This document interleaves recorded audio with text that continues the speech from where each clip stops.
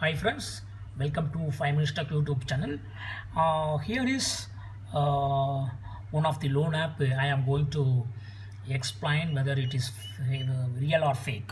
The name of the app is Rupee Rupee. I open Rupee Rupee and I have to enter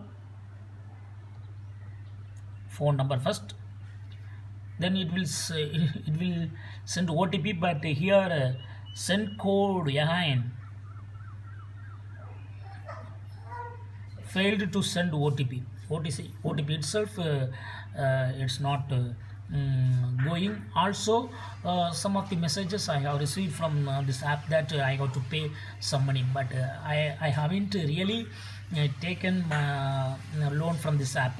But I sometimes visited this app and I have entered into the app. I remember, and based on the information they have themselves just made like I have received a loan from it. Okay, this is surely a fake app. Don't try it. Okay, otherwise they will threaten you. That's all, friends. Thanks for watching. Bye. Also, see here, I think this is one of the fake number. Okay, that's all, friends. Thanks for watching. Bye.